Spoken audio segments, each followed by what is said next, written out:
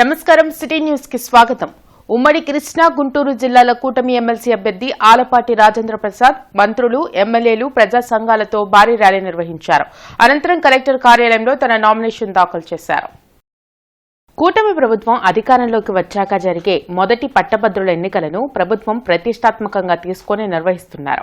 ఉమ్మడి కృష్ణా గుంటూరు జిల్లాల కూటమి అభ్యర్థి ఆలపాటి రాజా నామినేషన్ కార్యక్రమంలో మంత్రులు నాదెండ్ల మనోహర్, పార్థసారథి, ఎమ్మెల్యేలు గల్లామాధవి, నసీర్ అహ్మద్, తెనాలి శ్రావణ్ కుమార్, కన్నా లక్ష్మీనారాయణ, ప్రత్తిపాటి పుల్లారావు, కామినేని శ్రీనివాస్, ఎరపతినేని శ్రీనివాసరావు, జూలకంటి బ్రహ్మారెడ్డి, నక్కా ఆనందబాబు, వర్ల రామయ్య, నరేంద్ర వర్మ, నెట్టెం రఘురాం, కుప్పం ఎమ్మెల్సీ శ్రీకాంత్ పాల్గొన్నారు. ఈ సందర్భంగా మంత్రి పార్థసారథి మాట్లాడుతూ ఉన్నత విలువలు కలిగి నిరంతరం ప్రజాసేవలో ఉండే నాయకుడు ఆలపాటి రాజా అని అన్నారు. అలాంటి నాయకులు ఉమ్మడి కృష్ణా గుంటూరు జిల్లాల అభ్యర్థిగా నామినేషన్ దాఖలు చేశారని అన్నారు. కూటమి ప్రభుత్వం అధికారంలోకి రాగానే 6,48,000 కోట్ల పెట్టుబడులు రాష్ట్రానికి వచ్చాయని తెలిపారు. దానివల్ల సుమారు 4 లక్షల మందికి ఉద్యోగాలు వస్తాయని ఆశాభావం వ్యక్తం చేశారు. గత ప్రభుత్వం రాష్ట్రాన్ని పూర్తిగా విధ్వంసం చేసిందని మండిపడ్డారు. ఈ ఎన్నికల్లో ఆలపాటి రాజేంద్ర ప్రసాద్ ను అత్యధిక మెజార్టీతో గెలిపించాలని పిలుపునిచ్చారు. ఏకపక్షంగా ప్రతి ఒక్కరూ ఈ ఎమ్మెల్సీ ఎన్నికల్లో ఆలపాటి రాజేంద్ర ప్రసాద్ కు ఓటు వేసి అఖండ మెజార్టీతో గెలిపిస్తారని ఎమ్మెల్యే గల్లామాధవి తెలిపారు. 8 నెలల కూటమి పాలనలో రాష్ట్రం అభివృద్దిలో దూసుకుపోతూ ఉందని జిల్లా అధ్యక్షుడు తెనాలి శ్రావణ్ కుమార్ తెలిపారు. అలాంటి ప్రభుత్వం తరపున పోటీ చేస్తున్న ఆలపాటి రాజేంద్ర ప్రసాద్ ను అత్యధిక మెజార్టీతో గెలిపించాల్సిన అవసరం ఉందన్నారు. తప్పకుండా ప్రతి ఒక్కరూ ఆలపాటి రాజాకు ఓటు వేయాలని పిలుపునిచ్చారు. ఈ ఎన్నిక ఏకపక్షంగా ఉంటుందని గురజాల ఎమ్మెల్యే ఎరపతినేని శ్రీనివాసరావు ఆశాభావం వ్యక్తం చేశారు. చంద్రబాబు నాయకత్వంలో ఈ రాష్ట్రం ముందుకు వెళ్తుందని అన్నారు. ఈ కార్యక్రమంలో మాజీ ఎమ్మెల్యే కొమ్మాలపాటి శ్రీధర్, పోరంబైన శ్రీనివాస్ యాదవ్, గాదె వెంకటేశ్వరరావు, ఏపీ ఐడీసీ చైర్మన్ డేగల ప్రభాకర్, లిడ్ క్యాప్ చైర్మన్ పిల్లి మాణిక్యారావు, ప్రజా సంఘాల నేతలు పాల్గొన్నారు. కృష్ణా గుంటూరు గ్రాడ్యుయేట్స్ కాన్స్టిట్యున్సీ నుంచి నామినేషన్ దాఖలు చేయడం జరిగింది. ఉన్నత విలువలు, విద్యార్హతలు, మంచితనం, సమస్యల పట్ల పూర్తి అవగాహన ఉన్న వ్యక్తి రాజేంద్ర ప్రసాద్ గారు ఈ పదవికి చాలా సూటబుల్ అని చెప్పేసి అందరూ భావిస్తూ ఉన్నారు. ప్రత్యేకంగా ఈ 2 జిల్లాలను గ్రాడ్యుయేట్స్ అందరూ కూడా భావిస్తూ ఉన్నారు. ఈ జిల్లాలో ఒక చెరగని ముద్ర ఉంది. 99లో మంత్రిగా ఉన్నప్పుడు కానీ ఇప్పటి వరకు అనేక సార్లు పోటీ చేయటంలో కానీ, నిన్న 24లో సీటు లేకపోయినా జనసేనకు సీటు ఇచ్చినా గెలిపించుకొని వచ్చి 19-24 మధ్య కూడా తెలుగుదేశం పార్టీ అధికారంలో లేనప్పుడు పార్టీ కోసం అహర్నిశలు కష్టపడినటువంటి హిస్టరీ ఉన్న రాజేంద్ర ప్రసాద్ని ఈరోజు కృష్ణా గుంటూరు గ్రాడ్యుయేట్స్ అభ్యర్థిగా నిలబెట్టడాన్ని ఈరోజు కూటమి గెలుపు అనేటువంటిది నల్లేరు మీద నడక రాజేంద్ర ప్రసాద్ గారిది. జనసేన బీజేపీ నాయకులు అందరూ కూడా కలిసి వచ్చి ఉమ్మడిగా ఆలపాటి రాజేంద్ర గారి అభ్యర్థిత్వం కోసం కష్టపడి పనిచేయడానికి సిద్ధంగా ఉన్నారు. ఇప్పటికే చాలా వరకు ఎన్నికల ప్రక్రియలో ఓట్ల నమోదు దగ్గర నుంచి, కరెక్షన్ దగ్గర నుంచి ఓటర్ లిస్టులో 70% పైగా వ్యక్తిగతంగా కలిసి ఫోన్ నెంబర్లు తీసుకొని అభ్యర్థించడం జరిగింది. తప్పకుండా మంచి విజయం సాధిస్తారని మేము ఆశాభావం వ్యక్తం చేస్తున్నాం. గ్రాడ్యుయేట్స్ అందరూ కూడా ఏకపక్షంగా ఆలపాటి రాజేంద్ర ప్రసాద్ గారిని గెలిపించుకొని తీరుతారు. ఘన విజయాన్ని మా సొంతం మేము చేసుకోబోతూ ఉన్నాము. అత్యంత మెజారిటీతో గుంటూరు పశ్చిమ నుంచి ఆలపాటి రాజేంద్ర ప్రసాద్ గారు గెలుస్తారు. అందుకు కార్యాచరణ రూపకల్పన కూడా చేసుకోవడం జరిగింది. ఇప్పటికే చాలా విస్తృత స్థాయిలో ఈ యొక్క క్యాంపెయినింగ్ చేసుకోవడం కూడా జరుగుతూ ఉంది. రేపటి నుంచి ఇంకా మరిన్ని క్షేత్రాలకు మేము విజిట్ చేసి డోర్ టు డోర్ కూడా విజిట్ చేసి ఈ యొక్క క్యాంపెయినింగ్ పూర్తి చేసుకోవడం జరుగుతుంది. మొన్న జరిగిన అసెంబ్లీ, పార్లమెంట్ ఎన్నికల్లో ఎన్డీఏ కూటమి ఏ విధంగానైతే రాష్ట్రంలో ఏకపక్షంగా విజయం సాధించిందో అదేవిధంగా ఇప్పుడు కూడా గ్రాడ్యుయేట్స్ అందరూ కూడా ఎన్డీఏ కూటమి అభ్యర్థి ఆలపాటి రాజేంద్ర ప్రసాద్ గారికి ఏకపక్షంగా మద్దతు పలుకుతారని చెప్పి ఆశిస్తున్నాం. ఈ రాష్ట్రం అభివృద్ధిలో ముందుకెళ్ళడానికి ఈరోజు యువత మద్దతు చాలా అవసరం. సో ఈ ఎన్నిక ఏకపక్షం కావడానికి కూడా ఎక్కువగా అవకాశాలు ఉన్నాయి కాబట్టి తప్పకుండా ఆంధ్రప్రదేశ్ ప్రజానీకం మా ప్రభుత్వంపై ఉంచిన నమ్మకాన్ని మేము నిలబెట్టుకుంటూ ఏటీయూసీ పోరాట ఫలితంగా భవన నిర్మాణ కార్మికులకు సంక్షేమ బోర్డు ఏర్పాటైందని సంఘ నేతలు తెలిపారు. ఈ సందర్భంగా కేంద్ర ప్రభుత్వానికి కృతజ్ఞతలు తెలిపారు.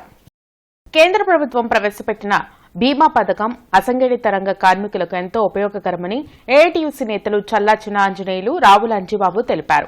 సంగడిగుంటలో జరిగిన నగర ముఠా కార్మిక సంఘం విస్తృత సమావేశంలో వారు మాట్లాడారు. భవన నిర్మాణ కార్మికులకు సంక్షేమ బోర్డు ఏర్పాటు చేయడం హర్షదాయకమన్నారు. కార్యక్రమంలో ఏఐటీయూసీ నేతలు సురేష్ తదితరులు పాల్గొన్నారు. భారతదేశంలో ఉన్నటువంటి అసంఘటిత రంగంలో ఉన్నటువంటి భవన నిర్మాణ కార్మికులు, హమాలీలు, రిక్షా కార్మికులు, ఆటో కార్మికులు, అంగన్వాడీలు ఇట్లాంటి స్కీముల్లో ఉన్నటువంటి కోట్లాది మంది అసంఘటిత కార్మికుల కోసం కేంద్ర ప్రభుత్వం ఈ పథకాన్ని ప్రవేశపెట్టింది. ఈ కార్మికుడు ఒక్క రూపాయి కూడా కట్టకుండా ఆధార్ కార్డు, బ్యాంకు కార్డుతో ఉన్నటువంటి ఏ కార్మికుడికైనా ప్రమాదం జరిగి మరణిస్తే ఆ కుటుంబానికి 2 లక్షల రూపాయలు ప్రభుత్వం ఇస్తుంది. అలాగే గాయపడితే 1 లక్ష రూపాయలు ఇచ్చేటువంటి ఈ స్కీము కార్మికులకి, అసంఘటిత కార్మికులకు ముఖ్యంగా ఉపయోగపడుతుంది. కార్మికులకు అనేక హక్కులు సాధించుకోవటం జరిగింది. అందులో భాగంగా భవన నిర్మాణ కార్మికులకు సంబంధించి సంక్షేమ బోర్డును సాధించుకోవటం, దాని నుంచి అనేక ప్రయోజనాలు కార్మిక వర్గం పొందటం జరిగింది. దాంట్లో భాగంగా గత 7 సంవత్సరాల నుంచి ఆ సంక్షేమ బోర్డుని నిర్వీర్యం చేసిన ప్రభుత్వం ఇప్పుడు కేంద్ర ప్రభుత్వం కొత్త స్కీముని ఈ శ్రమ పేరుతో ప్రవేశపెట్టడం జరిగింది. ఈ శ్రమ స్కీమ్లో భాగంగా ఈరోజు గుంటూరు నగరంలోని ఐరన్ విభాగం సమావేశంలో ఈ స్కీమ్ గురించి వివరించడం జరిగింది. దీనికి లేబర్ కమిషనర్ గారు అలాగే ఏఐటీయూసీ నగర ముఠా కార్మిక సంఘం ఆధ్వర్యంలో జరిగింది. హిందూ కాలేజ్లోని school of applied sciences and management డిపార్ట్మెంట్లోని వివిధ కోర్సులకు సంబంధించిన విద్యార్థులు సావిస్కార్ ప్రోగ్రాం నిర్వహిస్తున్నారు. ఈ కార్యక్రమానికి Andhra Pradesh state council of higher education కి చెందిన అకాడమిక్ కోఆర్డినేటర్ శ్రీరంగం మాథ్యూస్ ఈ ప్రదర్శనను ప్రారంభించారు. కార్యక్రమంలో కళాశాల అధ్యక్షులు ఎస్వీఎస్ సోమయాజీ, కార్యదర్శి చెరువు రామకృష్ణమూర్తి, అప్లైడ్ సైన్సెస్ మరియు మేనేజ్మెంట్ విభాగం డైరెక్టర్ డాక్టర్ జె ఉమామహేశ్వరరావు పాల్గొన్నారు. మల్టీమీడియా విభాగం వారు నిర్వహించిన ఆర్ట్ గ్యాలరీ అందరినీ ఆకర్షించింది.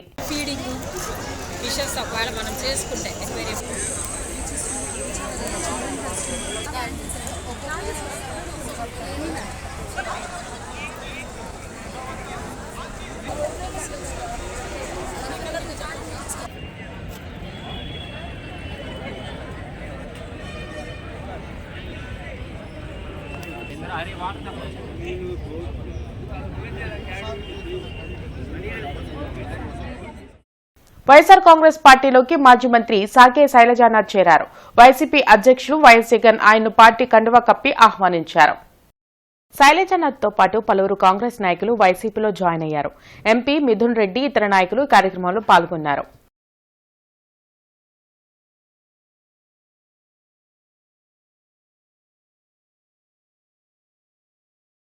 ఇప్పటికైనా జగన్ తీరు మారుకుంటే ప్రజల్లో ఆయన్ను రాష్ట్రం నుంచి బయటకు గెంటుతారని మంత్రి గుమ్మడి సంధ్యారాణి అన్నారు.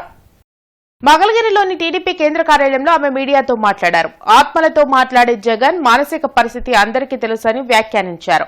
వైద్య ఖర్చుల కోసం అవసరమైతే సీఎం రిలీఫ్ ఫండ్ నుంచి సాయం అందించేందుకు తాను సిద్ధంగా ఉన్నట్లు చెప్పారు.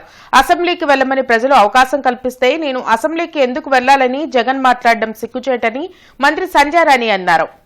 అభివృద్ధి సంక్షేమాన్ని 2 కళ్ళు ముందుకు తీసుకెళ్తున్న పరిపాలనా దక్షుడిగా పేరు పొందిన శ్రీ గౌరవ ముఖ్యమంత్రి వర్యులు నారా చంద్రబాబు నాయుడు గారిని విమర్శిస్తున్నాను అని కూడా ఒంటి మీద తెలివి లేకుండా మతి భ్రమించి మాట్లాడుతున్న ఒక మనిషి మానసికంగా పూర్తిగా జబ్బు పడిపోయిన మనిషి గురించి మాట్లాడాలంటే నాకు జాలేస్తుంది. యాక్చువల్గా అసలు ఏమని మాట్లాడాలి అర్థం అవడం లేదు. ఎందుకనంటే ఆ పాపం ఆ మందులు పనిచేయటం లేదేమో అని నాకు చిన్న అనుమానం కూడా ఉంది. లండన్లో తెచ్చుకునే మందులు పనిచేయడం లేదు. పోనీ సరే ఇంక వేరే హాస్పిటల్కి వెళ్ళాలంటే డబ్బులు లేవేమో, కానీ నేను ఒక పని అయితే చేయగలుగుతాను. ఆయన కోసం రికమెండ్ చేసి సీఎం రిలీఫ్ ఫండ్ నుంచి కొంత డబ్బులు ఇప్పించే ఏర్పాటు చేస్తాను. కొంచెం మంచి డాక్టర్ దగ్గర చూపించుకుంటే బాగుంటుందని నేను అనుకుంటున్నాను. ఎందుకంటే పాపం వయసు కూడా చిన్నది అంటున్నాడు కదా, ఈ వయసులో పాపం పూర్తిగా మైండ్ పోయింది. బ్రాడిపేటలోని శ్రీ వెంకటేశ్వర బాలకుటీర్ 60వ వార్షికోత్సవాన్ని విజ్ఞాన మందిరంలో నిర్వహించారు. విద్యార్థులకు క్రమశిక్షణతో కూడిన విద్యను అందించినప్పుడే వారు ఉత్తమ పౌరులుగా ఎదుగుతారని, సమాజాభివృద్ధికి తోడ్పడతారని ముఖ్య అతిథిగా పాల్గొన్న Acharya Nagarjuna university in-charge rector professor Ratnasheelamani తెలిపారు. విద్యార్థుల అభివృద్ధికి గురువులు, తల్లిదండ్రులు ఇద్దరు కృషి చేసినప్పుడే ఉత్తమ పౌరులుగా ఎదుగుతారని ఆమె ఆకాంక్షించారు. డిప్యూటీ ట్రాన్స్పోర్ట్ కమిషన్ సీతారామరెడ్డి మాట్లాడుతూ విద్యార్థి దశ నుంచే యువత ట్రాఫిక్ రూల్స్ పాటించాలని, అప్పుడే యాక్సిడెంట్స్ ను నిర్మూలించగలుగుతామన్నారు. గ్యాడ్జెట్స్ ద్వారా పక్కదారి పడుతున్నారని, విద్యార్థులను వాటికి దూరంగా ఉంచాల్సిన బాధ్యత పెద్దలదే అని ఆయన ఇచ్చిన సందేశం నేటి తరానికి చక్కన మేలుకొలుపని తెలిపారు. ఈ సందర్భంగా చిన్నారులు ప్రదర్శించిన సాంస్కృతిక కార్యక్రమాలు అందరినీ అలరించాయి.